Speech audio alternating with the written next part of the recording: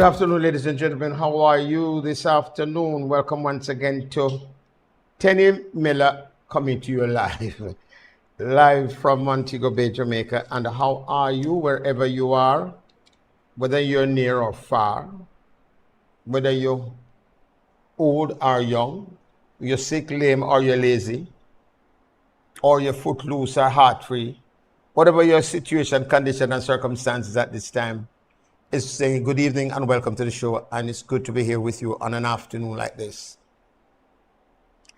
So what are the things on the horizon for today? Let me see what's on my list. Here in Montego Bay, it is very hot. I mean, real hot. I mean, boiling hot, scorching hot. And as the lady said this morning, it's hotter hot.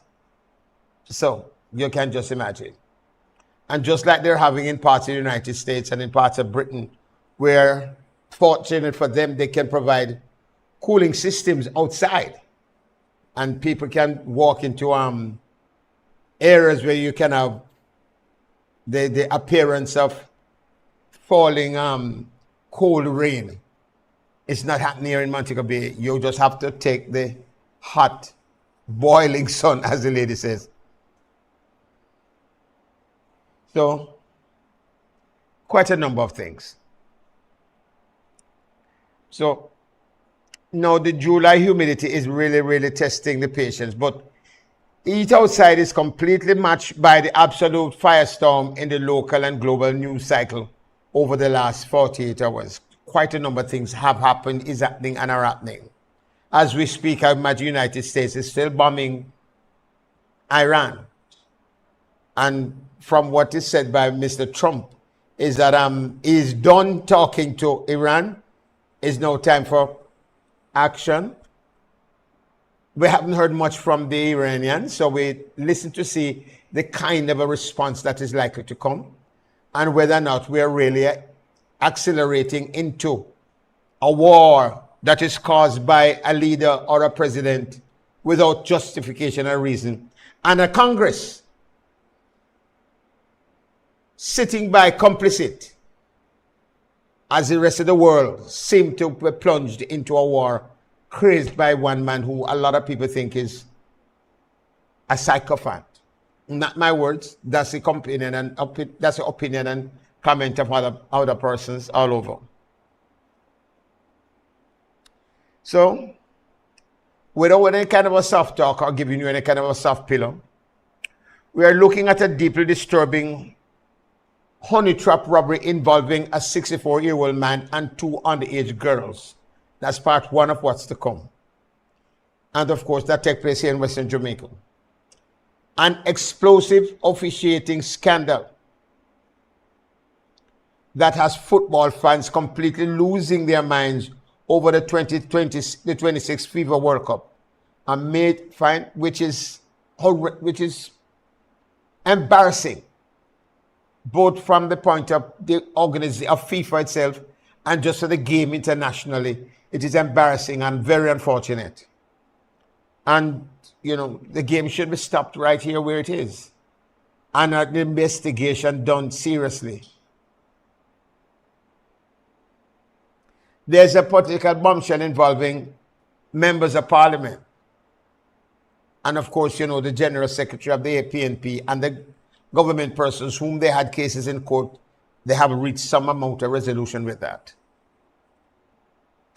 Of course, there's a fresh economic squeeze on our pockets and an absolute transportation overall down the road for us to come.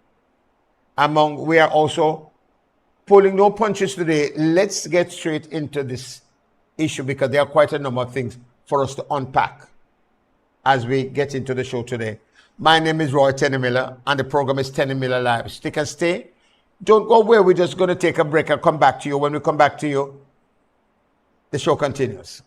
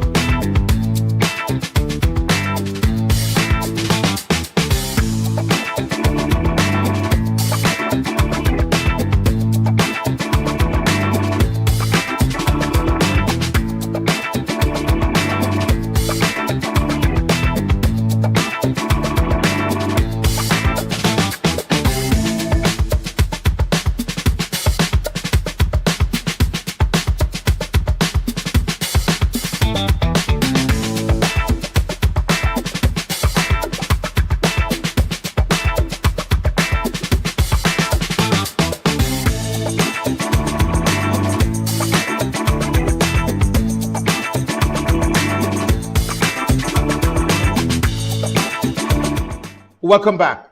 Welcome back. Roy Tenny Miller, your host, and let's dive into it. A deep dive. Now, we're looking at a disturbing honey trap, as they call it. This honey trap involves a 64-year-old man and 2 underage girls. Listen to me. Yes, that's what I said. A 64-year-old man and some underage girls. We're talking about somewhere in the region of 14 to 16 or somewhere thereabout. That takes place here in Western Jamaica. Now, this man, this 64-year-old man, this man is more than just an adult. He's a grandfather.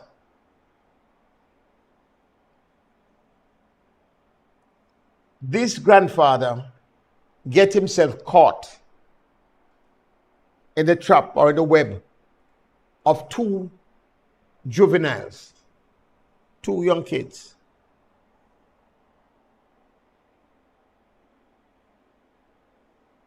And within the context of that, this man got involved with the 2 girls. Another young man about 20, who obviously is an accomplice with the girls. These girls, they led him to a location. And while he was there getting all excited, I imagine his heart was racing and figuring that God has been so wonderfully good to him. He fell in the honeycomb of 2 little juveniles who are his grandchildren. So they rob him, take off his clothes. What they do, they bound him somewhere, take away his money, his wallet, and quite a number of things, along with the assistance of this other young man who is about 20 years old. And after that, they left him, to fend for himself. Now, I understand that the police, are investigating, because obviously it was a calculated setup, as it is alleged to be. So this 64-year-old man was lured. And the 24-year-old male accompanying the girls, he apparently jumped out from and brandished a weapon, this young man, and they viciously assaulted the old man, bound him up and stripped him of his cash, his cellular phone, and personal items before fleeing the scene. I understand the matter is being investigated. But thanks to swift intelligence work by the St. Elizabeth Criminal Investigation Branch, the police tracked down the trio. That's the 2 young ladies, the 14 and the 16-year-old, along with the 21-year-old young man.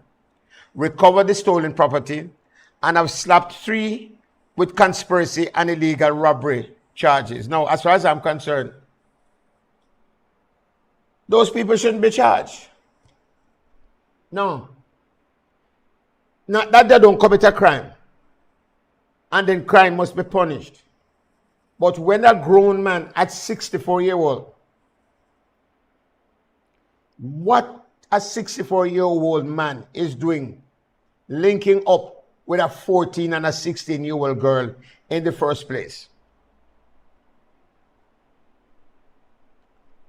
People on the streets have zero sympathy.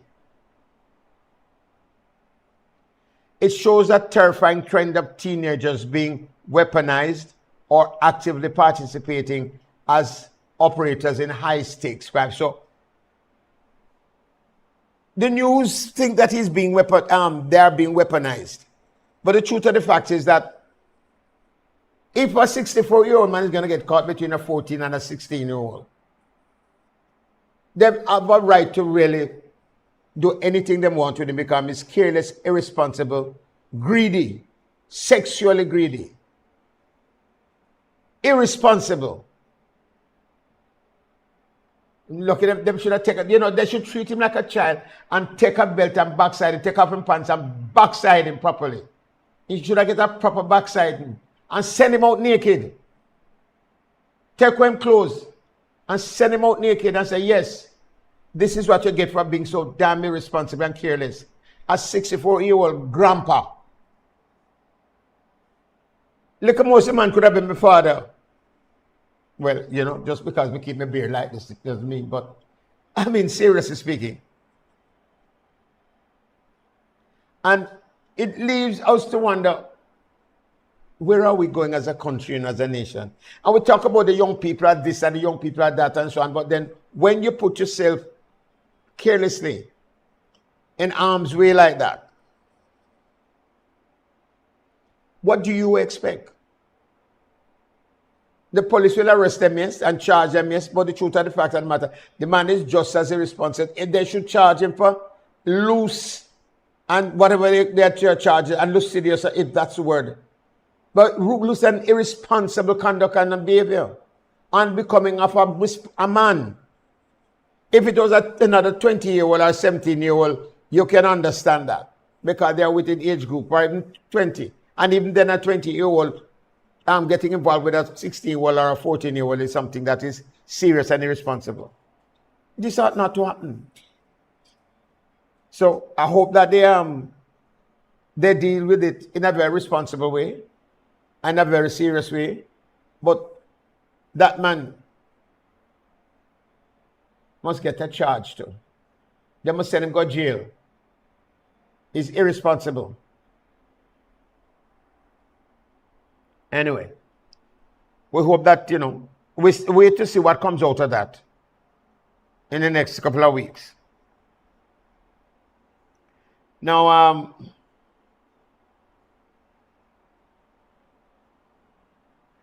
we understand that out in St. Elizabeth,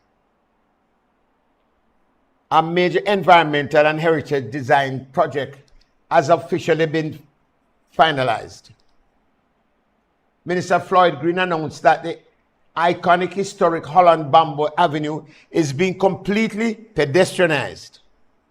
I wonder how is that going to be, unless they have no design or redesign a bypass road, and that I guess we'd have to go there and see. But that place should have been pedestrianized and made into an attraction for a long time now.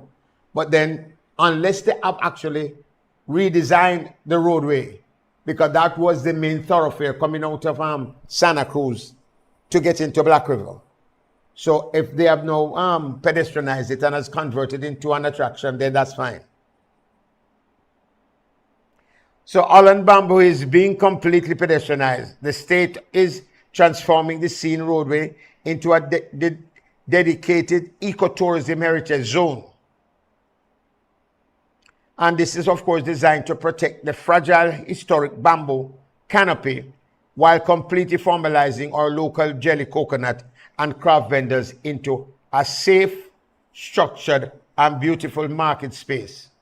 It is a long overdue move to preserve Western culture while keeping local commerce alive. That area of Black River, between Black River going into middle quarters, carries a whole lot of historic things to it. If you notice on the screen, it is one fantastic avenue. It's 7 miles long, if I'm not mistaken. Maybe, give and take a mile or two. And now they're going to punctuate it more, because along the avenue you find that there are coconut vendors and there are people who sell peanut. If you want peanut anywhere in Jamaica, you can go to Holland Bamboo and find gallons and gallons and bushels, as they say, of peanut. Because right in that area is a lot of peanuts. Just down the road from there in middle quarters, we also have the middle quarters shrimp. And there are places there where people catch shrimp along the road and they sell boiled shrimp and shrimp of all different, pepper shrimp and so on. So if they really create that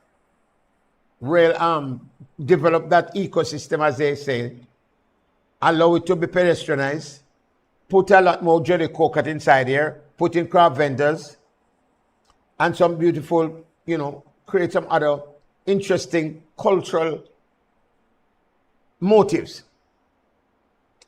And like they say, it's an overdue situation. Then we should be having something very exciting and interesting taking place there. We'll look forward to their developing into a major attraction. And the children from Black River and Santa Cruz and up there in Middle Quarters and other areas, as far as to New Market, should be able to allow to come down and put in enough park benches inside there so that people are driving past, create some nice stopping, I beg your pardon, areas. So people passing there be able to, find a nice place to stop, get a cool jelly coconut or a bottle with some jelly coconut water if you can't get it out of the coconut itself. Pick up drop some peanut cake, as we used to call it. Pick up some bami, some, shrimp and stuff. And people must be able to stop there, hear some good music. I hope if they can find a mentor band like the Lititz mentor band, which comes from that part of the country, because the St. Elizabeth area is noted for good mentor.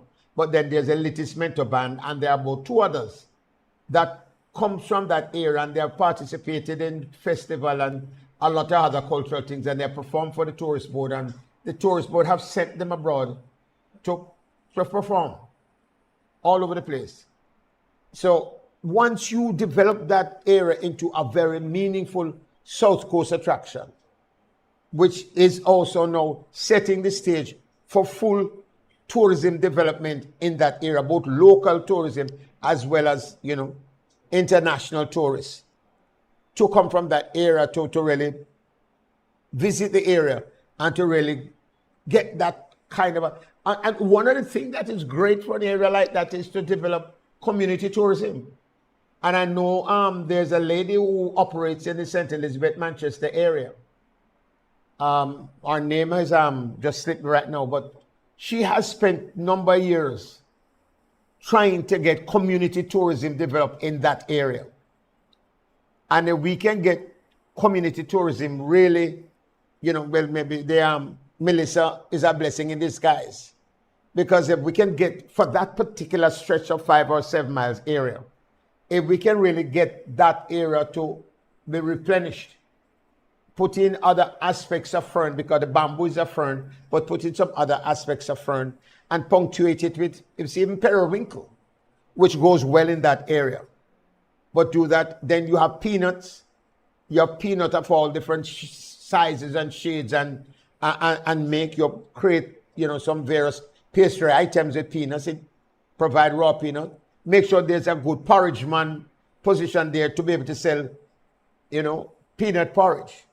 You also want to make sure that you have a juice man there who makes great peanut juice and peanut punch, or some front end lifter, or some, strong drink inside it. So you put in some of that, you put in some bami, and by extension, you can have shrimp with bami or fish, because fish is not far from there in that area. And one of the interesting things about the fish along the Black River stretch and in that area is that there are points where the ocean converges with the river. And therefore, then that cross-fertilization of those sea creatures or animals or mammals, as we call them. With the fish, you have a kind of a crossbreeding of the ocean fish and the river fish. We're not talking tilapia, no, we're talking about the river fish. And therefore, then there's a special breed of silver snapper, grunt looking like fish that comes out of that ecosystem there. You have this river fish, you have river shrimp, you have the ocean shrimp. So you have some interesting things that is to take place and can take place and have taken place in that area over time. It's just that it has never been streamlined and managed. Fine? And we now have an opportunity for people to really develop a good livelihood. And it's another place for Jamaicans locally, as well as foreigners, to be able to take it as a place to, travel and go and experience. You throw a mentor banner or two inside here, like I say, you put in the coconut jelly and you put in the shrimp and you put in the bami and stuff. And it should be a fantastic experience. Once in a while on a holiday, you get some of the kids from because it is pedestrianized, you get some of the kids from the different schools there. The Lacovia school. And it should be a major performing area for children from middle quarters and Lacovia primary schools and community groups and the quadrille group that they have down there, and they have a maypole group in the area. Get them now to perform in those areas once in a while and work out how they get some amount of compensation. So people who uses that corridor, if there can be some baskets or something created so that people make donations as they go through to take care of the cost of the cultural items from the school and the community groups, and that money shared for the schools for them to buy costumes and stuff. And, you know, every now and again, you know, the tourist board and other person should be able to find a way to provide a stipend for those groups and performers so that they can be constantly be there to enrich the lives of those of us who pass through there. And of course, put in enough storyboards. It can be a fantastic place if it is done right and it is given some amount of thought and managed properly. Between TPDCO and the Heritage Trust and the Heritage Foundation and the St. Elizabeth Homecoming Group, if there's a coordinated committee, group of persons come together, it is amazing what can take place there. It can rival Negril anywhere else in a great way, and it can be that rich place where you can really, in traveling through, spend an hour and get such a deep understanding of the history and the sense of importance of places like that, the communities of Black River, St. Elizabeth, and some of the history of that town, and get a great experience out there. And I hope it is something that is not just a talk or is not just given, cursory attention, but the Jamaica Tourist Board, the Heritage Foundation and the Heritage Trust, and the UDC, because they have a lot of money and a lot of people money inside here to be able to do things, and sometimes they do things to them friends' place to facilitate their friends' attractions and so on. But then this is a major thoroughfare where the public goes through, and it's a great place where we can put something meaningful there for Jamaicans who have to, traverse that part of the country. The people there can find an extended means by which they can now provide employment for themselves. And the Bami people will make more money. The fisherman will make more money because people will now pay attention to going there to really just do shrimp fishing. The Bami people, the shrimp people, the fisher people who fry fish and roast fish and that sort of thing, and roast yam. The peanut man will make more peanut porridge and make more stuff, and peanut cake lady will begin to make our, our various confectionaries and so on, and get the whole thing moving so we have something wonderful out there. And if the Member of Parliament really takes this thing seriously and pays great attention to it, it's amazing. It's amazing what can happen there. Like I say, it can add to the whole cultural fabric and the whole development of that part of the coast, and provide serious employment for a wide cross-section of people in that area, including food vendors. And when you think of, and all you have to do is to make sure that the whole thing is textured, managed, and given the attention that it deserves. Make sure that sanitation is a very key element. And signs about sanitation and about garbage disposal and so on should be posted all over the place so people take it seriously. But at the same time, it must be that place when you go inside here, is that it feels like heaven. Some little areas that if rain falls, then granted you're not going to get everything. So apart from the natural canopy of the bamboo that forms there and provide the shade, prepare to get wet somehow, somewhere, but it is part of what comes with the beauty of and the natural beauty of the surroundings. And it can be a great place for employment. Stick and stay. Don't go away. This is Tenny Miller. Continue here live. Soon come back. Do you own land and need a title? Well, the National Land Agency NLA can help. Through the systematic land registration process, the NLA will assist residents to get titles in declared project areas across Jamaica. Systematic land registration is the methodical and orderly registration of parcels of land in a designated area known as systematic adjudication area. For further information on the systematic land registration process, including declared systematic adjudication areas, who can apply and the benefits, visit the National Land Agency's website at www.nla.gov.jm or email asknla@nla.gov.jm. The National Land Agency, one agency, one goal. Are you living on or in possession of family land? Do you want to sell or subdivide the property? Use eLand Jamaica to search for details on the property. You can complete a title search and verify the owner before you sell the property.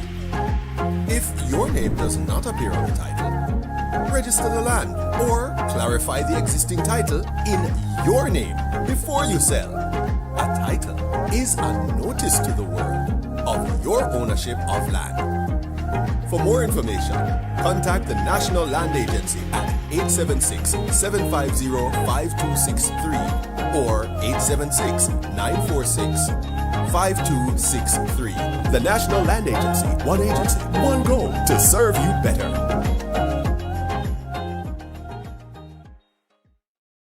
Are you confident that you are the legal owner of your property? Take action to secure your property ownership. Get a registered certificate of title and become the legal owner of your property. To register your property and obtain a certificate of title, you will need to provide a tax registration number (TRN), a valid government issued identification, a survey diagram, documentation to prove ownership, up-to-date property tax certificate, the names, addresses, and occupations of 2 neighbors over the age of 50 who are not family members and can give a declaration on your behalf. Proof that you have been in open, undisturbed, and undisputed possession of the property for 12 years or more.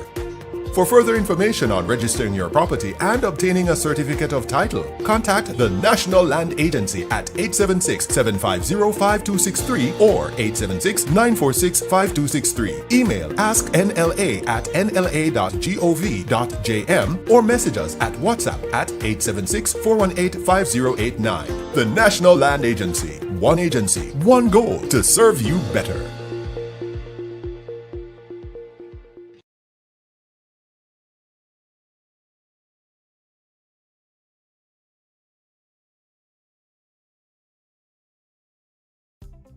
Do you own land and need a title? Well, the National Land Agency NLA can help. Through the systematic land registration process, the NLA will assist residents to get titles in declared project areas across Jamaica.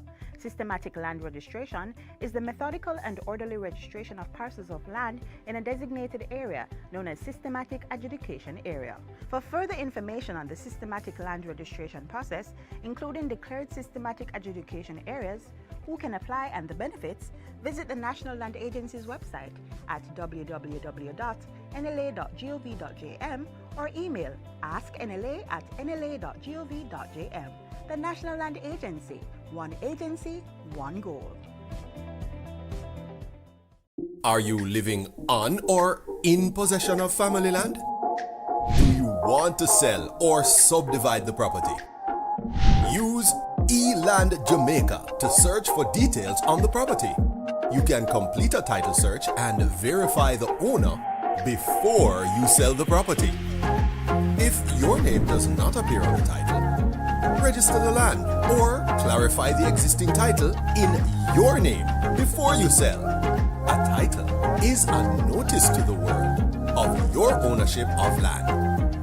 For more information, contact the National Land Agency at 876-750-5263 or 876-946-5263. The National Land Agency, one goal to serve you better.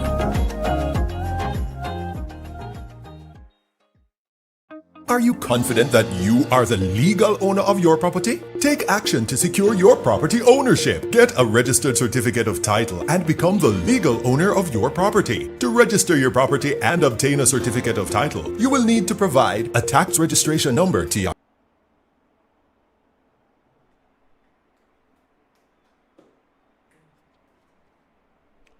Welcome back. This is Tenny Miller Live, coming to you from somewhere in Montego Bay.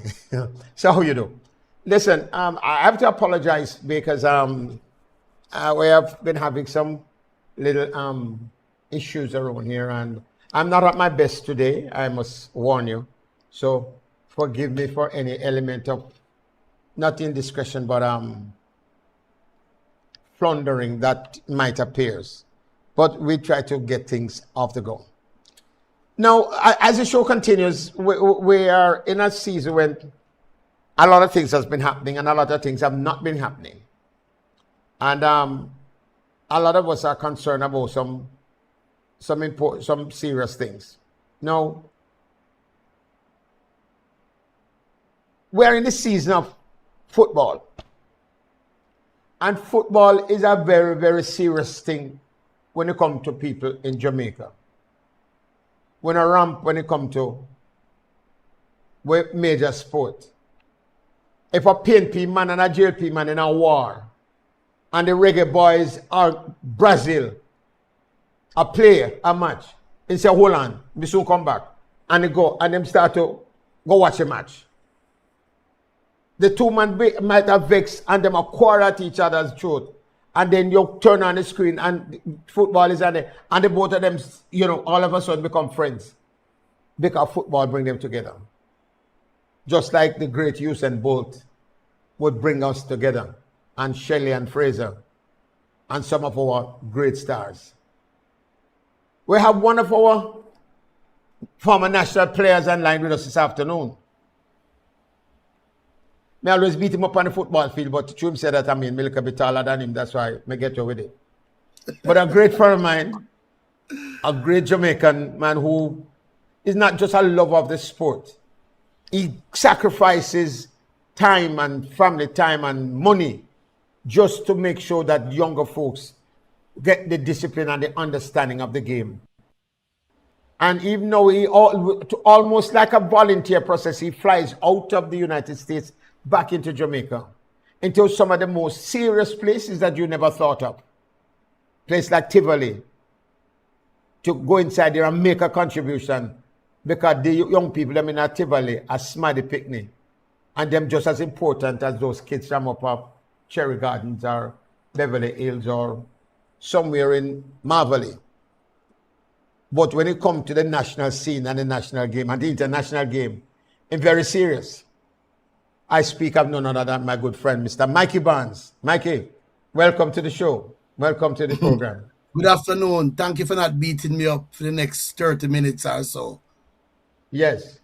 Well, I don't know how much of your time you would be able to give me, but I want to stretch you a little bit today. Because I have some concern about some things that are not happening and should have been happening. And some things were not supposed to happen at all. First of all, let me ask you to give me an impression of, how would I say it now?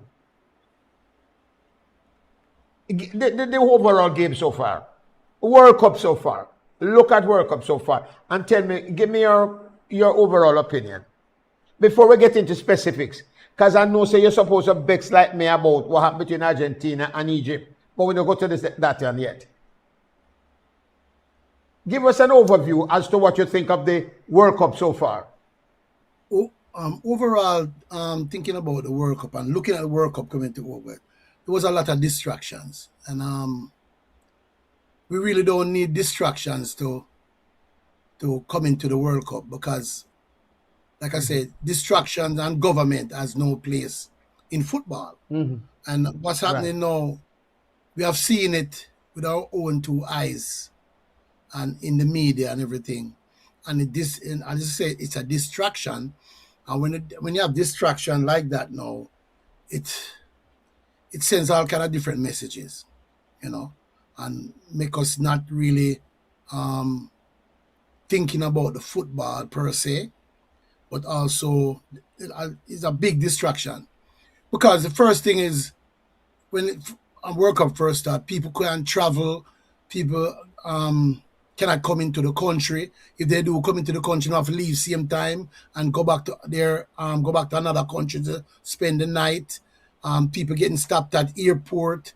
Referees, it reached the referees now where referee came into the country right here in South Florida where we at, and that was to go back to him country, and then the president of FIFA felt bad that him going to give X amount of money and send him go to Canada to do games, and the gentleman tell him, you know, I don't need your money. I don't need your money. So it just goes to show you where so much distraction.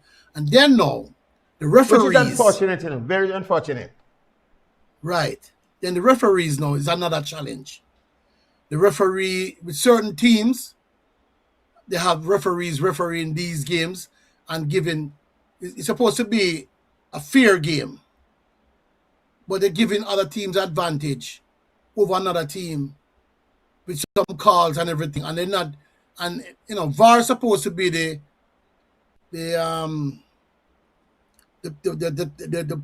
things that comes in and justified the action that happens, but them start to use VAR when all them feel like to use VAR, and that's a wrong thing, you know, a wrong thing. So you just find it that it take away some of the expectation of the game, the love of the game, and how you don't want the game. But then again, you have some people on the other hand love it because it's their team is benefiting from it. So it just goes to show you that a lot of times, well, may I tell you, the World Cup does up and down, you know, and that is a bad But I message. find it seems to have a lot of things happening behind the scenes. And like you say, apart from the unfortunate involvement of the leadership of the United States at the highest level in the game, and also that's not supposed to happen. silly things that has to do with immigration. This is an international sport where has happened across the world, and why America is that sacred cow. Why people cannot travel to the United States. What are they going to do with 2 or 4 days? To play a sport that is supposed to be bringing the world together.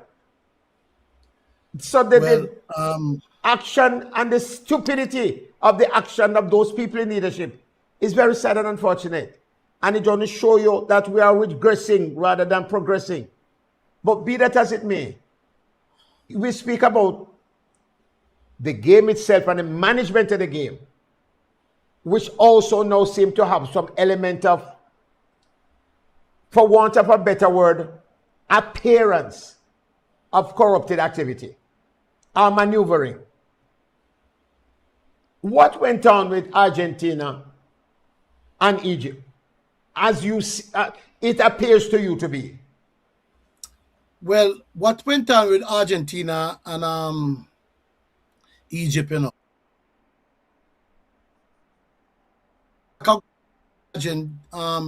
from Egypt, and when Egypt had, you know, went on and advanced and score, and I think it was what 2-0 or 3, and it's like, yeah, and it's like Egypt, they went back into a play where the play happened long time ago from up the field. Now, VAR have to set the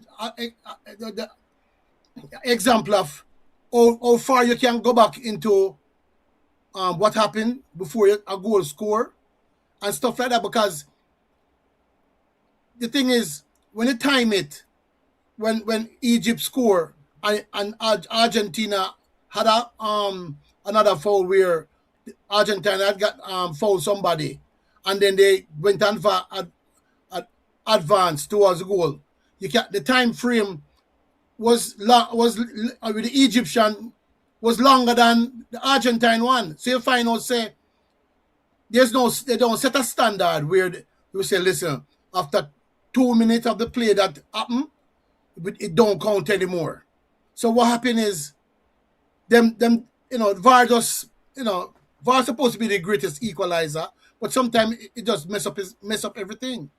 And we know the referee is not going to see everything, but if VAR call him to something and to look at, then now he has to recognize now whether I must go through with this call or not.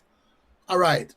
Remember, I used to run a league here, Miramar Premier Soccer League in Florida, and I had a little disagreement with one of my referees, and he came with his big book and everything, and I came with one little small book, and I kept asking the guys, and I read all the laws, and it says rules 17 and 18.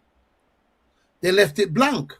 So I keep asking, why they left that rules 17 and 18 out? I say, Mikey, after discretion, the referee needs to use his discretion. A referee must be seen on the field and not be heard. Because the reason why not be heard is a referee not supposed to dictate or have an outcome of how the game supposed to play, how the game supposed to finish. And as we can see, we see how the games then finish. Argentina always draw themselves out at last minute, and every call goes to them. So people are looking now and say something here is fishy and something is wrong. So when you look at it now, the discretion part where the referee is supposed to say, no, I'm gonna override that and make a call on that. He does not do it. So it just goes to show that, and then it turn around now, a big slap in the face when the American gentleman got a straight red for stepping on the guy's foot.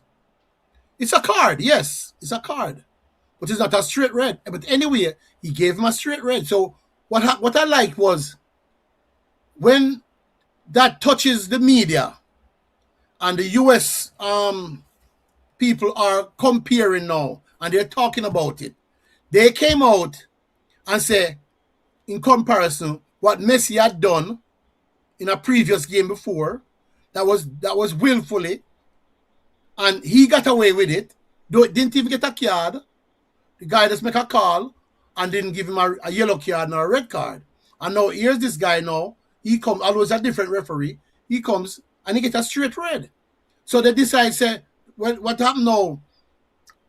If we was on the air discussing that, we wouldn't have that power to send to the higher officials. But being that they are talking about it, them get hurt about it and them say it wrong. So what they did, phone calls was made behind people back and everything. And all of a sudden, when the referee, they have a post where the referee show the gentleman the red card. And then the guy pull out a trump card. And we say, wait, because I heard about it and I said, wait, where did this come from? A trump card? So because they was talking about it, it reached into the politics of football, although the committee who's in charge supposed to be a separate committee, that disciplinary committee that takes care of this thing. It has nothing to do with the president of FIFA, Infantino. But we've been watching this picture with Infantino and and Uncle Donald taking pictures together, peace prize and touch the trophy and all these things. So I guess they develop a relationship. So one president, one other president make a phone call, and all of a sudden everything changed. And that's not supposed to be, because politics has no place in football. And once we start that kind of interference, the game is going down the drain, you know. Exactly. And it is so unfortunate and it takes this country, United States, to begin to fester that appearance of corruption. And if it is allowed to continue, or if they get away with it, it's going to be the end of the game. After time, the world is going to be divided into it's different called type of corruption, blocks. you know.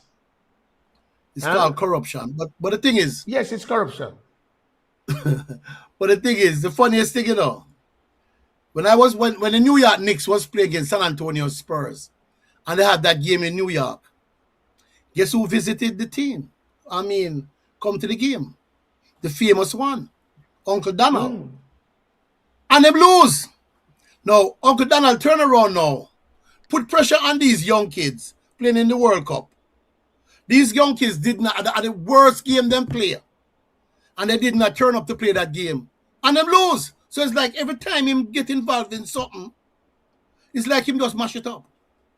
And somehow, him not seem to get the memo, the email, No, nor the no, notice. sir, him a galang same way with everything It's else. a bad joke for $5. And you want my $4 change. I have some highlights of the game that I want to share with you. Yeah. Yes. You saw that? Yes, sir. How do we, I mean, when we allow even the slightest amount of things to go unnoticed or unpunished, irrespective of who are the star players, we're hurting the game more and more daily, you know. Because if you make the game be about just the star players, look how hard the Usain Bolt had to work and suffer through medical checks almost like every day, because you cannot believe that such a powerful human being exists from Jamaica. And of all the athletes in the world who have been examined and gone through medical checks and tests for drugs and everything, his has been some of the most rigorous. So it's not just because of his name, but they wanted to make sure that it was really him. And in football. But we remember now, we know. Messi is the poster boy. He's the poster boy face of the World Cup. He become the poster boy face of Miami FC. Yes. So he's the poster face boy of the United States, and he happens to play for Argentina. So that's the gentleman who will get away with just about anything he does. And it's sad. So, very sad. You know, it just goes to show you. Earthing football very much. But oh yeah. Funniest joke is today's game, Morocco game. Yes. Morocco game against France. Supposed to start here, I think Jamaica 3 o'clock, US 4 o'clock. If you look at the officials who supposed to officiate that game, this was never done ever in the football atmosphere, where you have a set of referees from one country that takes part in officiating of a match that it's a rival match where two teams had met last year in the last World Cup in the finals, France and Argentina. So what they line up and did, they sent all the officials, all the Argentine officials, to officiate that game. And you will see it today. Corruption. You can check. Corruption. You can't just look. Corruption. If you don't believe me, just look when the gentlemen will be walking out, and I'll show you all the officials there that is going to be reffing the game are officiating the Morocco. We have a clip Morocco. on that. Let me see if I find a clip on that. Yes, there's a clip on that. You're telling me that FIFA appoints all Argentinian referees for the game France versus Morocco in the quarterfinals? The rival nation is officiating the quarterfinal match. how crazy that is. Well, you see it for yourself. The game, I'm not, well, things might have happened in other countries at other times, but it takes in the United States for this level of corruption to be displayed. That's why this country is so. Let me tell you something, boss. This country, why is something else higher? It is something else. I don't know what to call it. This country is something else. The quality and the integrity of the game is just being eroded daily. Daily. And it's like Infantina just sits back and make this happen. I remember now, when I used to run the league, Miramar Premier Soccer League, you know, it depends on the game that's coming up. Right? Depends on the game that's coming up and who's going to be playing against who. Yes. When they assign or give me the referees who's going to officiate that game, you know, I have to know it. I have to know it. That I have to know it to make sure that these referee, because sometimes you have some game is rivals, so you have to have the right set of referees in there, so they know to control the game, because some referee does not know how to control the game because they can't. Right. So what I do now, after them give me everything, I look at it and say, John Tom, put somebody else instead and give John Tom another game, not this game, and so forth like that. And so I set the image, the flow, and the tempo of everything, because no, look at this now. You have what, 5 or 6 Argentine official their rival game. Because remember now, those 2 teams that is playing today, most likely they are going to be playing in the final. One of those teams, you know, because those teams rank, even though Argentina might rank number 1 or number 2, these teams are right up there, because Morocco, I think, ranked number 6 or 7, and France ranked about 3rd or something like that. So those are highly ranked teams. So most likely... I'm going to ask you to hold it this up for me a little bit, Mikey. We're going to go to a quick commercial break. When we get back, the discussion continues. This is Tenny Miller Live. All right. Do you own land and need a title? Well, the National Land Agency, NLA, can help. Through the systematic land registration process, the NLA will assist residents to get titles in declared project areas across Jamaica.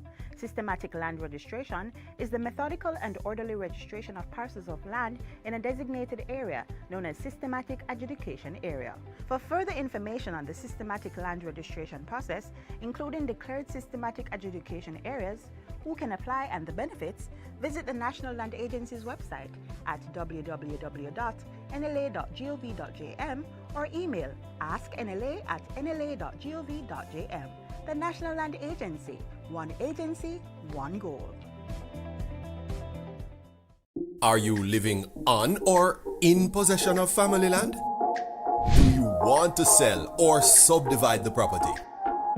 Use eLand Jamaica to search for details on the property. You can complete a title search and verify the owner before you sell the property. If your name does not appear on the title, register the land or clarify the existing title in your name before you sell. A title is a notice to the world of your ownership of land.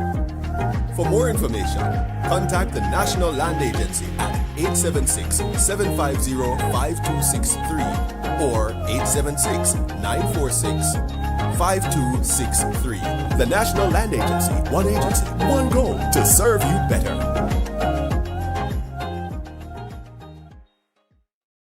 Are you confident that you are the legal owner of your property? Take action to secure your property ownership. Get a registered certificate of title and become the legal owner of your property. To register your property and obtain a certificate of title, you will need to provide a tax registration number (TRN), a valid government issued identification, a survey diagram, documentation to prove ownership, up-to-date property tax certificate, the names, addresses, and occupations of 2 neighbors over the age of 50 who are not family members and can give a declaration on your behalf. Proof that you have been in open, undisturbed, and undisputed possession of the property for 12 years or more. For further information on registering your property and obtaining a certificate of title, contact the National Land Agency at 876-750-5263 or 876-946-5263. Email asknla@nla.gov.jm or message us at WhatsApp at 876-418-5089. The National Land Agency. One agency, one goal to serve you better.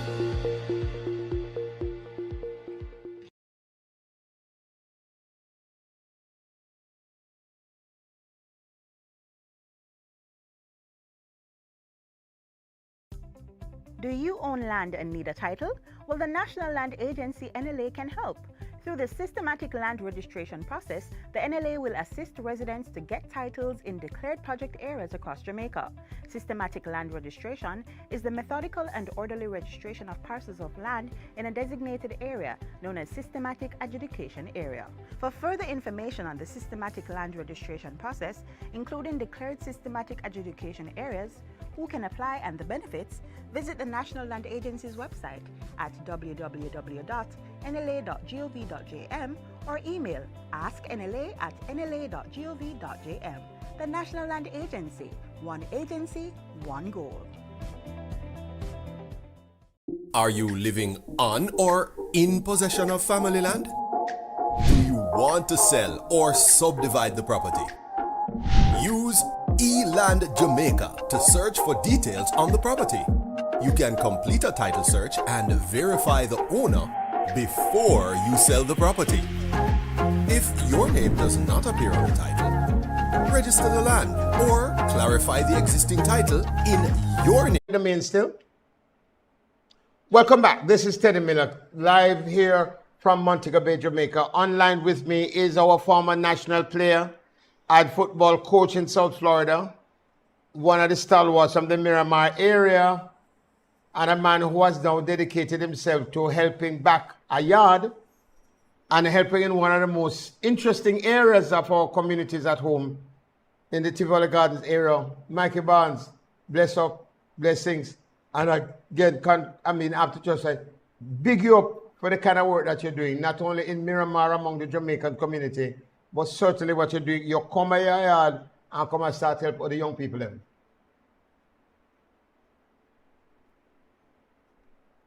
I'm sorry, I didn't hear that a while ago. Repeat that for me. Yeah, let me elaborate on that a little bit. Coming to Jamaica, and I was supposed to come in 2019, but COVID take place and the football drop off in Tivoli Gardens for the last 5 years or so, and it so does happen that good friend of mine, he doesn't live in the Tivoli Garden area, but he's with the Tivoli Garden organization. So I promised him, say me I come and thing. And so one day I just put the phone and I call him and say, yo, me I come in and he say, all right. It's him so good. He say, me talk to the people, talk to them and I say, yo, them welcome you for coming in. So I say, all right. So what I did, being that I know that these kids have a youth program, football program in the community.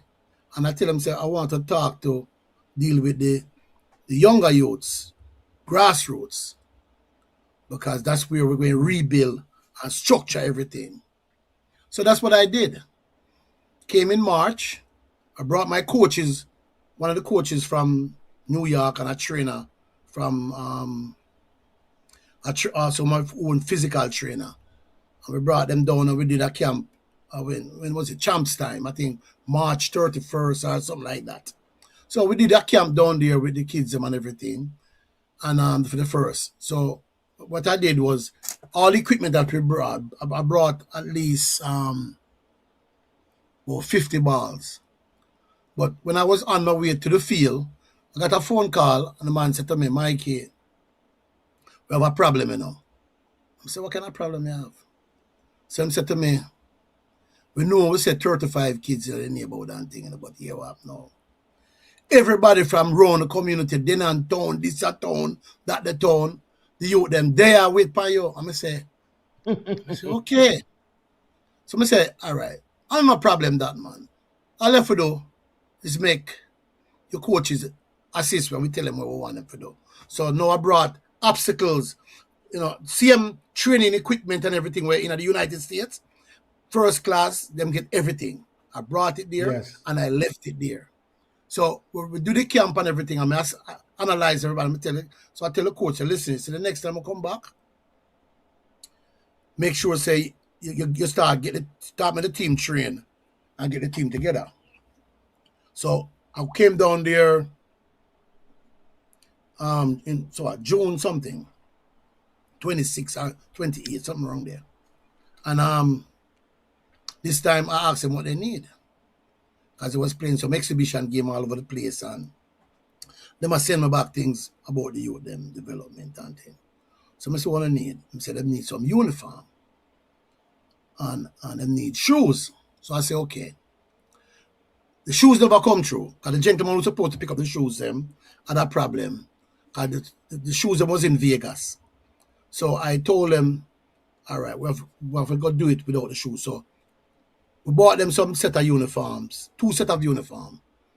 The black and orange is the home, and the away is white and green, as you can see. So we bought them 2 sets of uniforms, and we gave them everything, and we make sure say the youth them put on the uniform them and everything. So there it is now on screen. We showcase Tivoli Gardens having 2 sets of uniform, so them can go start them Kasafa football league, and them can play some football and thing. So no, these kids, I call them, and there's many lost kids in Jamaica, where everybody forget about, But because I promised somebody something, I make sure my promise come true, and that's what I delivered on my promise. So what we did now, we make sure say everybody have uniform and stuff like that. And but you look like that's about 35, 40 youngsters you have there? About 25 to 30 youngsters. But the team going cut down some more, So and so, me I talk to some of the youth them, and you reason with some of them, just with them headspace and thing. So I say I reason with them and thing, but me tell them, let me tell them something. You see, school, very important thing, for read and write and understand where you sign at the dotted line. Because when you get a contract, the man can't put anything in it, and you just go sign it, and then him own you, So here what, you don't want to know that. Me know so I don't have no problem account money. Because everybody want money and love money. But read, I want to know can read and write and understand and listen. Any kid that grades fall behind cannot be a part of the team. So when we do the photo you have to shoot, set a standard, and also, man, you have to set a standard, man. It's not just a game, but it's man. also No. Me not play that. Education is first. Education is first. Because when and me not want to educate it done and dunce. Educate it so you know where you're getting, and if you have questions, you ask. So when we was doing the photo shoot now and everything, one of the youth was sick, And at the first, the man said to me, Mikey Barnes, at the first me see the parents them come out with them kids.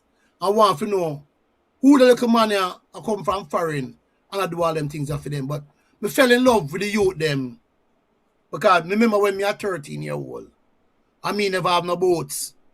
As a man give me a boat, I put the name PowerPoint back then in the 60s. I mean, if you carry got a shoemaker, I mean the man put on a piece of leather so the leather can go underneath the bottom of the boots and sew it up till I nail a joke on my foot. So me know where them come from. So me just have the feeling there for the youth them. So me just decide say, on my own, I say, listen, when I came back and talked to my group, man, them look at me and say, boy, Mikey, respect what you do, Ian. Boy, I say, him say, you don't have to walk alone anymore. we'll have your back. I'm say, wow. You know, and planning to come back down there again. And as long as, like I tell them, as long as I'm invited to come, I am going to come. And, you know, other places how long was the training camp you ran for? How long you ran it for? No, we run, the first one was like 3 hours. The second one was like how many weeks or months were you here? No. 1 day camps. 1 day camps. Yes. And how many 1 day camps have you done? Well, so far, I did 2 camps in Jamaica. Okay. 2 camps so far in Jamaica. And I'm planning to do 1 more there in Tivoli. And then I'm going off to St. Thomas, St. Mary. That's my next 2 camp. Great. And then we're going to pause. Because remember, I have to pause in between because and get supplies together again and get everything together again before we can travel. So can do another October one. Can be our last you're going to have a lot year. of need across the board as you go to the different places. Listen to me. It's going to take time. We cannot rush. I've been getting phone calls and everything. And the greatest thing, when I get a lot of blessings, because me have some people who's right there in Jamaica sitting down. And I got some phone call. And when matter of fact, when I call, I'm not going to call him name. When I call one of the gentlemen, I tell him who me is, because somebody must give him a call. I'm text him and everything. Guess what? I'm not getting a phone call. I send him the picture of them and everything when I do. And by the time I could have put my head on a pillow to go sleep by 11:30, here comes the phone call. The man called me and said, I commend you for the job that you're doing. And the man said to me, Mikey, I don't know you, but I want to know you. So the next day I come to Jamaica, make sure you come to visit me because I love what you're doing. And this is what we need for the country so we can change football in the country. Yeah. To build it from the ground. And by changing the game, by extension, you help with shaping the society, in terms of them that's what I'm not trying to do it. Because there's other people there's other people out there doing things, There's other people out there doing things, But I'm not going to tell them how to do them thing, because them want to do them thing the way them want to do it. But there's other people doing it. But I'm not, because I am my brother that said, Mikey, use a brand name. Because when your name call, everybody stop what them do and listen. And I don't know. I put an impact into people, and I guess people remember me and everything. But I'm a man, I try to keep my word. I try to keep my word. My word is my bond. If I say I'm going to do something for you, I'm going to try and do something for you, I'm going to try and do something for you. And like I say, I have other places that call me up to come. But when I check it out, to talk to my people on the ground, them say, Mikey, you're not welcome there. Wait first until it clear up, then you can go. But if I'm welcome there, I am coming. I am coming. And it's going to take time. It's going to take time. I remember now, I don't live in Jamaica. No, you live in America, so therefore it's a challenge and it's a cost to be able to all of this. Exactly. To be able to do all of this. Right. But Mikey, I just want to commend you again on the kind of work you're doing. And, as always, as long as the World Cup is going on, we're going to call you back because we want to be able to get your opinion on different aspects of the game as it goes along. And let me hope it doesn't get more corrupted and get more messy than it is now. Like a man just said, stay tuned for the next thrilling episode. Yes. We stand by for the next thrilling episode. Yes, stand by for the next thrilling episode, man. That's how it works, Yeah. Thrilling episode, because something else is coming. I know. Brethren, thanks a million. Keep up the good work. Yeah, man. Always a pleasure, making. Don't feel no way, I'm going to invite you to one of the sites, Please do. Let me know. Yeah, man, my camera you crew can and come I roll will out be the more ball than happy to time come. and shift them up like you shift me up. No, my team and I will be happy to be there. Yeah, man, now make you know in advance, man. But Yeah, we have man, some blessings. plans. I'm going across, and then Yes. now, January now, we're going the North Coast, and then come back to the South Coast. All So right, that's we'll what do we're that. doing. Yeah, man. All You right, bless Mikey, yourself. thanks much. Mikey Yeah, man. You're Barnes. welcome anytime, man. Yeah, man. One of our former national players. I've coached with his own football club in Florida, out in the Miramar area.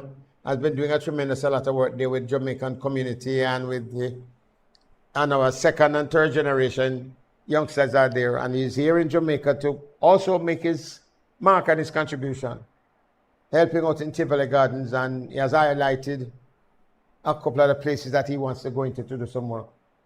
Enough respect, Mikey. Blessings, blessings. Let us jump into another area. And some little political thing that is going on.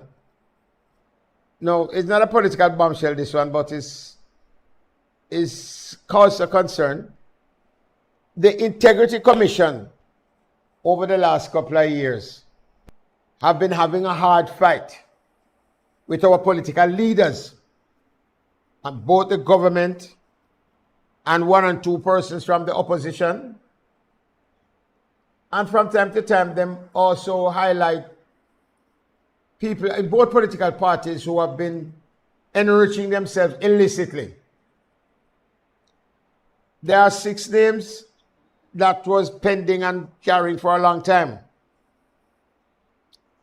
And we understand that the Integrity Commission has officially closed 6 high-profile cases of potential illicit enrichment and alleged false declarations involving sitting members of parliament. Lord, the people them terrible. The people them terrible, may I tell you, the people them terrible, man. This has been a boiling point in the Jamaican politics for months, with the public demanding to know exactly which leaders were under the microscope. The commission has wrapped up the files, but you already know the streets are talking. Is this closure a sign that our oversight systems are working cleanly? Or does it leave more questions than answers for the regular taxpayers? I want to hear from you. Send me a text message or send me an email at Tenny Miller Live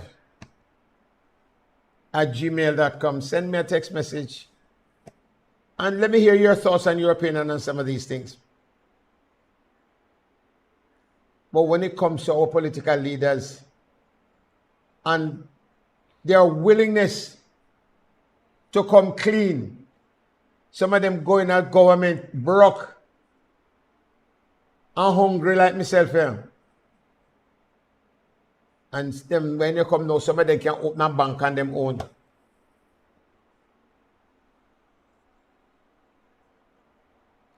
How do you feel about transparency at state level, at government level? How do you think we should handle the matter of political leaders who don't want to declare their assets? When one man can have 164 million, and he don't have that before him, they go inside there. And since him a minister of government, or him in a government, or him a party in a power, him have 164 million where he can't even say how he get it. Whether or not the whole of the money are him, I'm a mastermind between friend who's another politician and who might be a senior politician than him, we don't know. Wow. Stick noted. Yeah, man. With the opposition or government, you know, it smells bad.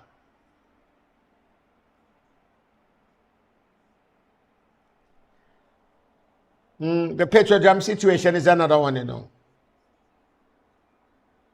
Wow, boy. You know, let's talk about the financial hits your pockets are taking this week. Motorists, brace yourselves. Petrojam has announced that gas prices are up by another $4.50. And diesel is climbing by $2.44 effective today. This continuous hike at the pump is a heavy blow for taxi operators, delivery drivers, and everyday consumers who are already struggling under brutal cost of living onslaught. To offset the pressure on the business sector, we just have to look at the immediate situation on our roads. Because the situation on the roads, the traffic situation, and although them say them fixing road, it's serious. People are suffering. People are really suffering. And we have to find a way to do better, you know. We have to do better. But guess what? The struggle continues. And let me hope that the situation don't get as warped and as corrupted as it looked like World Cup is setting up our position and itself to become warped and corrupted. Gridlock is on Denier Road in Kingston.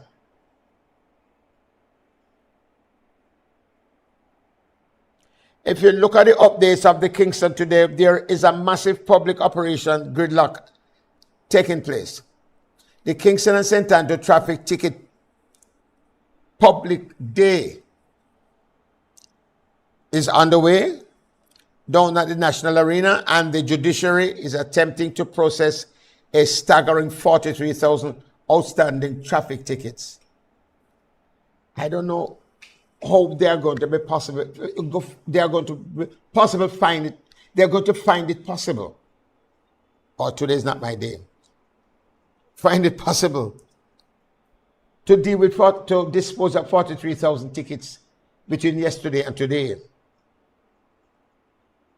Motorists have been waiting for hours in the blistering in July heat, and the message from the court is a absolute clear. It is absolute clear your name now or expect your vehicle to be towed away by the weekend. I wonder if I have any ticket and don't know. Because I've got to check it. The next you know I'm on the road and they stop me and they move my car. So that's what's taking place in Kingston. So there's a gridlock on Denier Road. So we just have to see what's going on there. Let me just show you a clip as to what is taking place there. Welcome back and thanks for staying with us. We're continuing the news. The Court Administration Division is hoping to clear up close to 44,000 outstanding traffic tickets for Kingston and St. Andrew as it kicked off Ticket Day at the National Arena this morning. As Jamila Maitland explains, most motorists have warrants, which underscores the need for seamless response to traffic ticket management across the island. Holding his receipt like a visa approval, a boastful Maurice Taylor was all smiles outside the National Arena in St. Andrew on Wednesday. He just settled his outstanding traffic tickets. Permission to leave the country for some, but for him, it's permission to drive without looking over his shoulders. And he's thanking his lucky Brazil jersey for it. Different reasons, man. I know the thing said. Okay, and what about now? How did the judge treat you? Well, she was lenient on me, considering she deal with some other person, so, you know. Did you pay more or less? I pay less. I don't know why. Maybe I'm a Brazil jersey. 6,000 motorists registered for the two-day traffic ticket initiative. According to the Court Administration Division, they received 43,950 outstanding traffic tickets. Communications Director at the CAD, Kadish Jarrett Fletcher, says majority of them have warrants. About 4,000 of those persons have outstanding warrants. She says while the warrants in the corporate area are issued electronically, the motorist's address on the driver's license are oftentimes not where they reside, which makes it difficult for the police to respond. We asked the police what happens when they stop motorists with unresolved record of serious traffic infractions. Usually our process department usually check deeper into these situations and then we determine what happens based on our checks. Staff from the Ministry of National Security's Traffic Ticket Information Management System, TIMS, as well as the Tax Administration were on location to verify previously resolved traffic ticket matters, a frequent complaint for motorists. Mrs. Jarrett Fletcher says most of the complaints are before 2023, before the TIMS system. If they can tell us the date they came to court, when they came to court, was it day court or night court, we will find the file and we will update our records once we can verify. And that is why we have the tax office here today as well, because if there are persons like that who paid at the tax office and they are still seeing it on the system, they are prepared to verify and also to update their records. 15 makeshift courtrooms have been established inside the arena to deal with the anticipated crowd. Motorists were given a specific time to appear. Warrants aside, the number of tickets also determines how quickly the matter is resolved. As if leaving her past behind, a relieved Rosalind Brown Miller rushes off after settling her outstanding ticket. The process wasn't that bad. It was, smooth sailing, but pay a little bit more than what the ticket was. On the outside, more motorists wait patiently to settle their matter. The CAD says while there will be no walk-ins or cameras observe delinquent motorists begging to be let inside. The CAD recorded their information for them to be facilitated for night court at a later date. Jamila Maitland, TVJ News.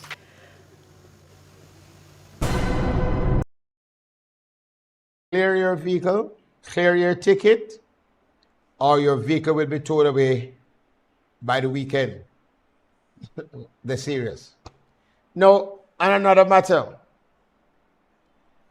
a gas station was robbed.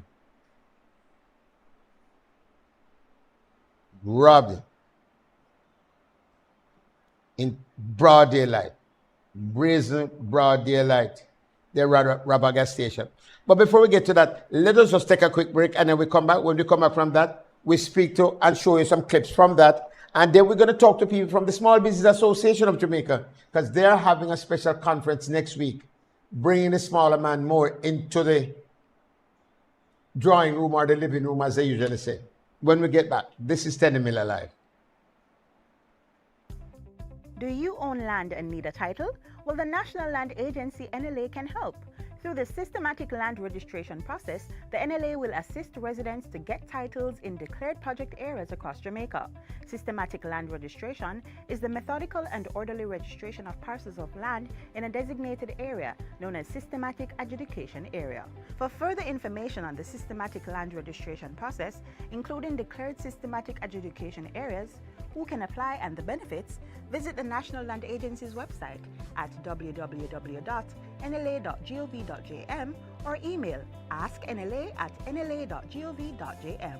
The National Land Agency, one agency, one goal.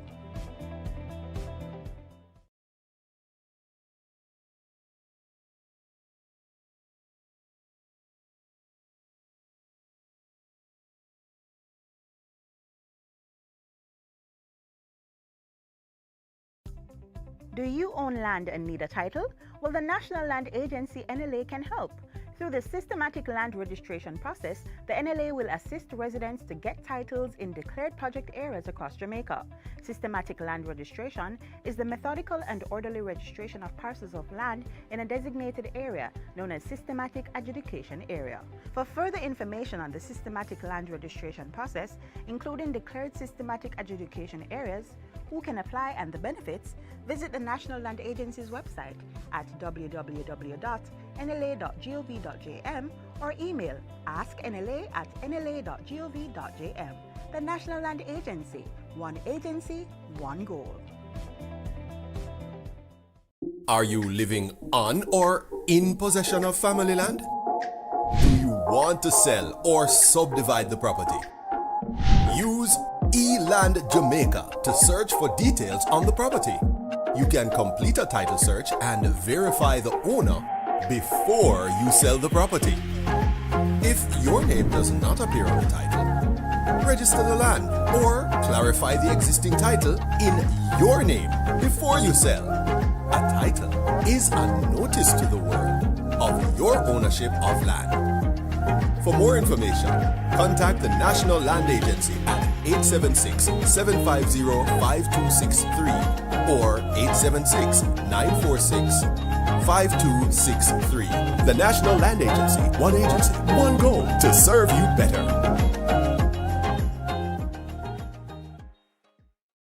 Are you confident that you are the legal owner of your property? Take action to secure your property ownership. Get a registered certificate of title and become the legal owner of your property. To register your property and obtain a certificate of title, you will need to provide a tax registration number (TRN), a valid government issued identification, a survey diagram, documentation to prove ownership, up-to-date property tax certificate, the names, addresses, and occupations of 2 neighbors over the age of 50 who are not family members and can give a declaration on your behalf. Proof that you have been in open, undisturbed, and undisputed possession of the property for 12 years or more.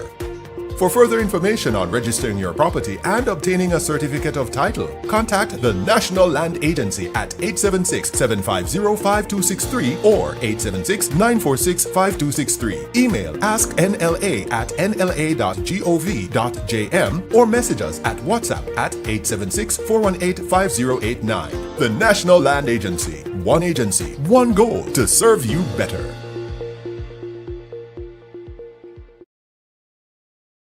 And medium-sized businesses. I am Garnet Reed, President of the Small Business Association of Jamaica.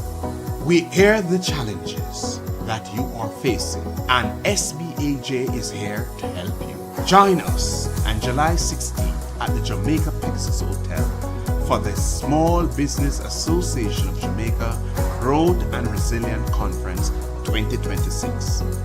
At the conference, we present opportunities to seek financing, develop your market, and your business. For more details, click on this link in the description to visit our website for added information.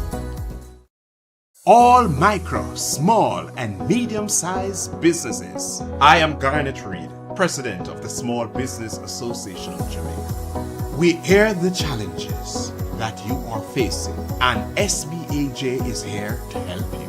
Join us on July 16th at the Jamaica Pixels Hotel for the Small Business Association of Jamaica Growth and Resilient Conference 2026. At the conference, we present opportunities to seek financing, develop your market, and your business.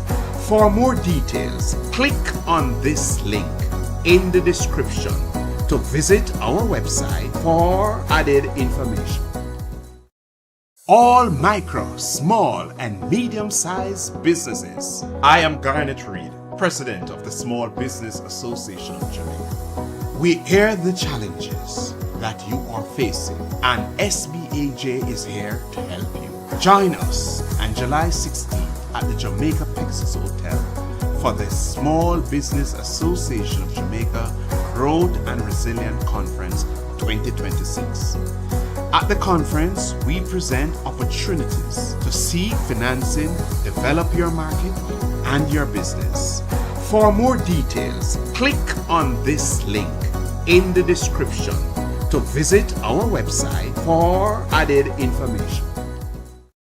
All micro, small, and medium-sized businesses. I am Garnet Reed, President of the Small Business Association of Jamaica. We hear the challenges that you are facing, and SBAJ is here to help you. Join us on July 16th at the Jamaica Pixels Hotel for the Small Business Association of Jamaica Growth and Resilient Conference 2026.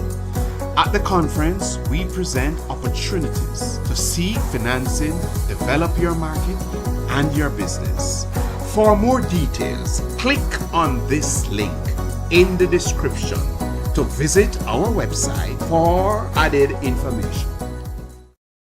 All micro, small, and medium-sized businesses. I am Garnet Reed, President of the Small Business Association of Jamaica. We hear the challenges that you are facing, and SBAJ is here to help you. Join us on July 16th at the Jamaica Pixels Hotel for the Small Business Association of Jamaica Growth and Resilient Conference 2026.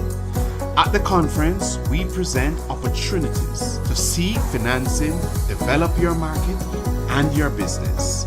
For more details, click on this link in the description to visit our website for added information. All micro, small, and medium-sized businesses. I am Garnet Reed, President of the Small Business Association of Jamaica. We hear the challenges that you are facing, and SBAJ is here to help you. Join us on July 16th at the Jamaica Pixels Hotel for the Small Business Association of Jamaica Growth and Resilient Conference 2026. At the conference, we present opportunities to seek financing, develop your market. Welcome back. As we descend this steep proclivity, we're looking at some of the things that are happening. We were hoping to be joined by the president or a representative from the Small Business Association of Jamaica, but they are currently engulfed with the planning and preparation of the conference. So we're not sure if we have someone joining us before the program is finished. Let me hope so that we can get a fulsome understanding as to where they are with their planning and so on, and the kind of a participation level that they are anticipating from the small business sector in particular, and how many other members of civil society and officialdom will be participating. And like I had said in a broadcast which I had done earlier, I hope that the turnout for this conference is seriously reflective of the organization and the kind of a value that is to be placed on the sector. I'm not one to have all of these ceremonies with all these nice jacket and tie people, all these people who are already millionaires, to come to take up the time to pontificate. I want us to look at a conference, and I hope the conference will provide us with that, the opportunity for the small man and the clap and bus, the igglers, the people who are the ordinary mechanics, the dressmaker, the persons who are making their own fruit cakes and the various pastries that we know our country is good at doing, and our young people and our people have been learning that from their grandparents, and to help to hone these craft and to develop on these skills and to put them out there so that they can become marketable and provide an income for the sector. So we just hope that we hear from those persons what their needs are. The association gets a chance to do a proper assessment, and then look at how they go back now after the conference, go to the drawing board to start to plan and implement things for the benefit of the sector. Because if we don't do that, if that is not the hallmark or at the center of this conference, they would have wasted valuable and precious time, and they might not get the opportunity to get that privilege again, because the sector and the people in the sector would have lost faith. So let me hope the association really, as the secretary says, is not in a talk shop, it's for action. So let me hope that we can see one or two of them before this program is finished here today. Something's happened again in Kingston. A gas station was robbed in a broad daylight. In a broad daylight. Look on this. Check this out.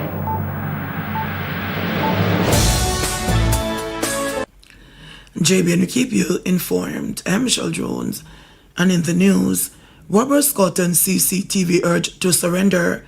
Please remember to like, subscribe, leave a comment, and click the notification bell to receive our daily news items. The police are urging 3 men connected to the shooting of a pump attendant on Dino Road on Wednesday, captured on CCTV camera, to turn themselves into the Hunts Bay police immediately. The men are also accused of carrying out a series of robberies at gas stations along Maxfield Avenue, West Main Drive, and Arborview.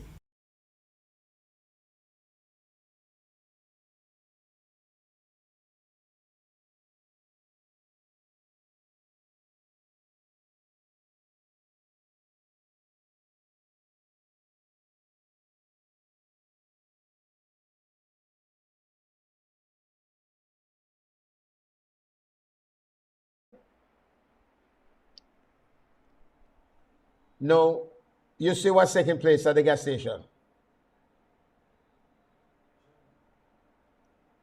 Them just go inside. Take away the whole of the money. Anyone with information that may assist the police in locating these men are urged to contact the Hunts Bay CIP at 876-923-7111, the police emergency 119 number, Crime Support 311, or the nearest police station. JBN will keep you informed.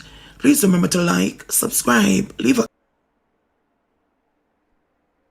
a good thing you have some of these other social media groups and individuals are around so that we're able to get some first-hand view.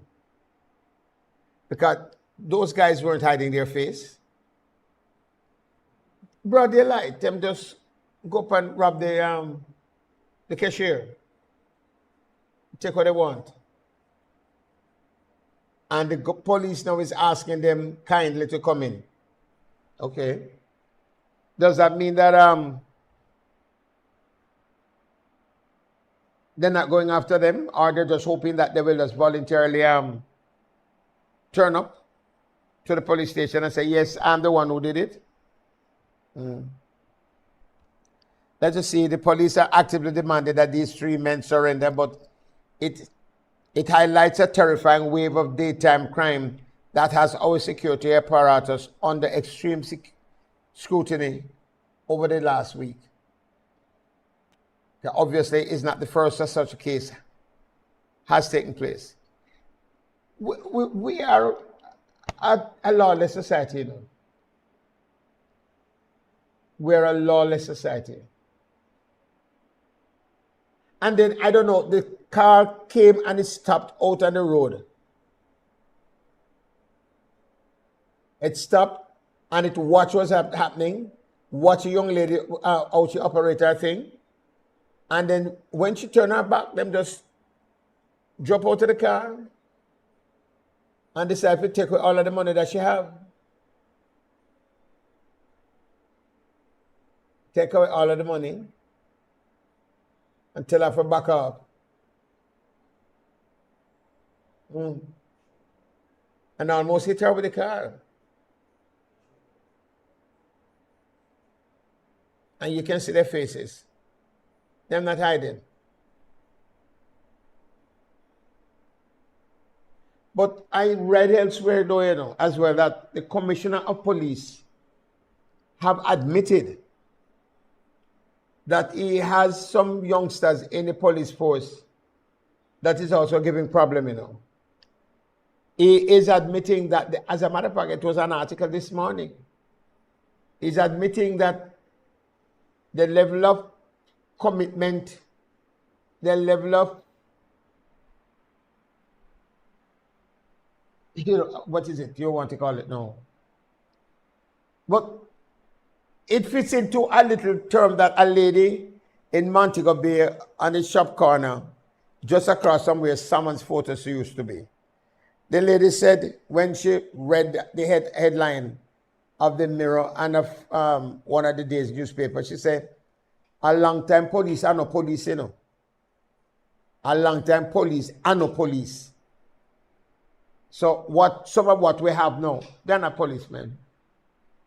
They're just rascals who seize the opportunity to go training school. They have nothing to do, but they want to legitimize them intent and them criminality. And they put on police uniform and police clothes and just decide to go out there and rob people and do all sorts of things. We have some youngsters in the society don't want to work. Them just rob because they have to buy a car. Because everybody have a car now, car is a common thing. So it's either scamming, and those who can't scam, rob some of those who are scam, or rob some innocent people to get money to be able to do what they want to do. And we're going to a spiral of decadence. And when leadership at high levels carry out for them wrongs, don't give account for money where them get since them turned parliamentarian, it's kind of hard for us to now come here and accost them boy we are thief, Because them might have thief in a broad daylight, but them other people are thief in a jacket and tie and in the dark. Because if you can't account for a whole heap of millions of dollars since you get in a parliament, the man out the road, they say, what's it now? Me I go just hold up somebody and take my word. But me not go on like say, me are not thief. Like the man they wear white shirt and them a white collar criminal. Me I take my one because I'm hungry and I want it up for whatever purpose. Where are we going though? What machinery and mechanism there is to help to reshape the society and to increase some amount of understanding and commitment to morals and decency and honest living. Because a lot of people they don't care. Because if the big people them not care, as I say, if sick not care, doctor not gonna care. But I don't know if it's a sick or a doctor in this case. But we have to start somewhere. The Governor General talk about there's nothing wrong with Jamaica that what is good with Jamaica can't fix. And it's a very noble comment. And I don't want to disencourage him from those thoughts. But he must start with the people them where him supposed to be the general for them. Because if him can't called the parliamentarians together as Governor General, our general, and said, gentlemen, the moral of the society is fast decaying. And we have to have some higher standards in Parliament. We have to look at the church leaders and say, where are you in all this? How can we work together to encourage the political process to become cleaner? So that when the policeman go there after criminals, the criminal no look at him and say, left me alone and go catching thief in politician them. Because that's what it has come to, you know. You ask some of the police and they will tell you. The good ones. Because some of them want that if they do what they want for them, get for them share. It's kind of unfortunate though. And I heard a speech from the Caribbean Prime Minister in Barbados. She was speaking to, I think, her constituents and some citizens in her country. And she spoke to the whole question of responsibility. She spoke to the business of responsibility. And that female prime minister, when they listen to her and watch how she operates, she have more balls than a lot of the other prime ministers them that were who supposed to have balls. A lot more. And she has a greater sense, or displayed a greater sense of integrity. Mayor Motley, listen to her. The voices of accountability. This beacon encourages every Bajan to speak up and take responsibility when they see something going wrong in this country, in their community, in their houses, in their jobs. It embodies the idea that accountability isn't just for leaders, but for every citizen. Tanya Stevens reminds us of corruption in high and low places only to remind us that because we have a colonial mentality, we see only the oppression that is above us and not the oppression that is among us. Creating a culture of silence in the face of patent wrongdoing is not just acceptable, it is dangerous and it is destructive. And speaking up respectfully and more importantly, speaking truth becomes a civic duty of every citizen of this country and everyone who chooses to want to live among us, even though not a... Can you please act with me? I'm going to play this clip again. And you know who she quoted? And one at a time. That's why I have so much respect for her, you know. Because she listened to the prophets among us. She listened to the people who have been given and gifted with the ability to share their knowledge and their experience and their prophecy among us. She quoted Tanya Stevens. Listen to the clip from the beginning again, one more time. This is the great Mayor Motley. The voices of accountability. This beacon encourages every Bajan to speak up and take responsibility when they see something going wrong in this country, in their community, in their houses, in their jobs. It embodies the idea that accountability isn't just for leaders, but for every citizen.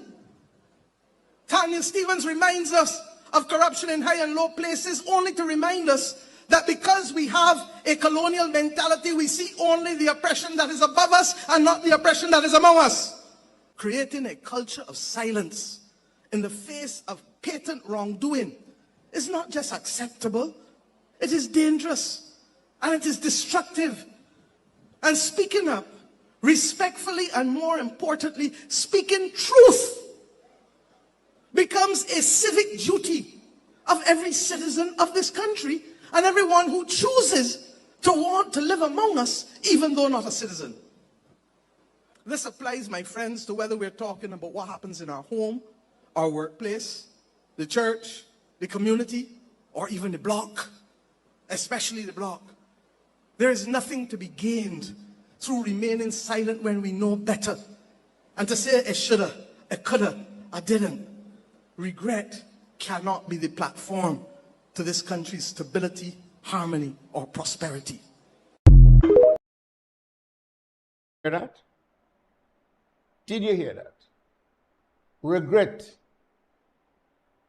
by saying, I shoulda, if I didn't know, I coulda. Responsibility is or should be the hallmark of every citizen.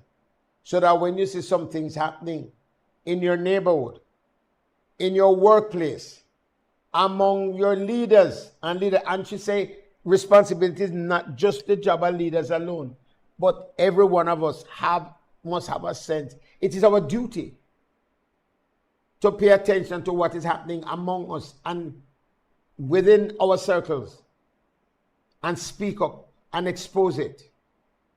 Otherwise, we are going to be swamped into decadence before too long.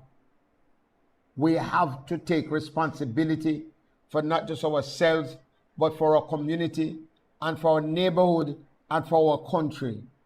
We can't make it still galang so. It have to tap, it have to change. Too much corruption, too much irresponsible behavior, too much thieving, too much lie, too much criminal behavior. We have to tap it. It can't go along so. We're swamping into decadence like quicksand. And as she said, Tanya Stevenson reminds us corruption in high and low places. I am just hoping that some of our leaders take some example from the kind of a leadership that she has displayed and is displaying, and have the moral conscience to either stop or to talk to the people among them at whatever level, not just in government, but just private sector, in a police, in a soldier, in a prison officer, because in the prisons, what things that happen over there, prison war, they are take bribe from people, we carry things in a prison for prisoner. And it's just a carnival of corruption. And the sooner we do something about it, the better it is. It curdles the mind, the stomach. It curdles your stomach when we watch and see and hear what is taking place among us. I know some people might not like, but talk to your brother and your sister. Talk to your cousin and your counselor. Talk to your MP and your other leaders. Talk to your pastor. Talk to your son and your daughter and your grandson and your great-grandchildren. We are going nowhere fast in this country unless we all stop, take a look, take a step, and start exercise a greater sense of responsibility. Until I join you again, Tenny Miller saying, sleep the sleep of the just, free from all your cares and sorrows, and as your night turns to day, as indeed it must, may you wake to a brighter tomorrow. You walk good. All micro, small, and medium-sized businesses. I am Garnet Reed, President of the Small Business Association of Jamaica. We hear the challenges that you are facing, and SBAJ is here to help you. Join us on July 16th at the Jamaica Pixels Hotel for the Small Business Association of Jamaica Growth and Resilient Conference 2026. At the conference, we present opportunities to seek financing, develop your market and your business. For more details, click on this link in the description to visit our website.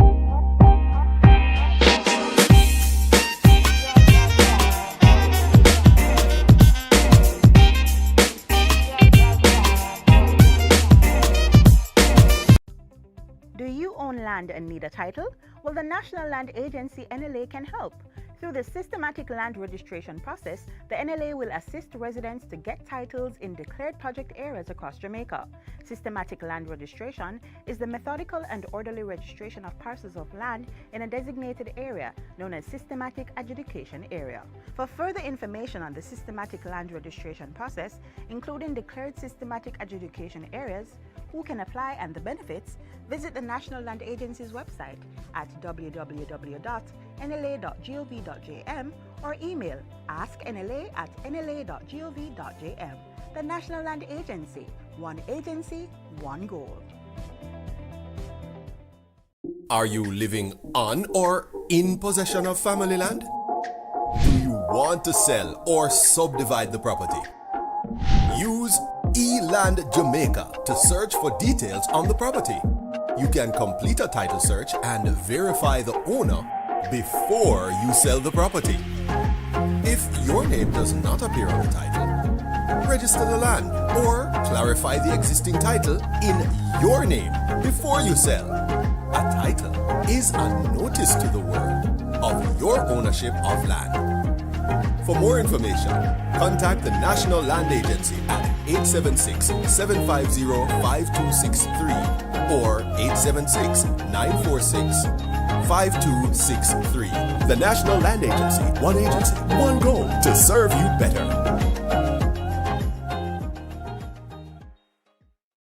Are you confident that you are the legal owner of your property? Take action to secure your property ownership. Get a registered certificate of title and become the legal owner of your property. To register your property and obtain a certificate of title, you will need to provide a tax registration number (TRN), a valid government-issued identification, a survey diagram, documentation to prove ownership, up-to-date property tax certificate, the names, addresses, and occupations of 2 neighbors over the age of 50 who are not family members and can give a declaration on your behalf. Proof that you have been in open, undisturbed, and undisputed possession of the property for 12 years or more. For further information on registering your property and obtaining a certificate of title, contact the National Land Agency at 876-750-5263 or 876-946-5263. Email asknla@nla.gov.jm or message us at WhatsApp at 876-418-5089. The National Land Agency, one goal, to serve you better.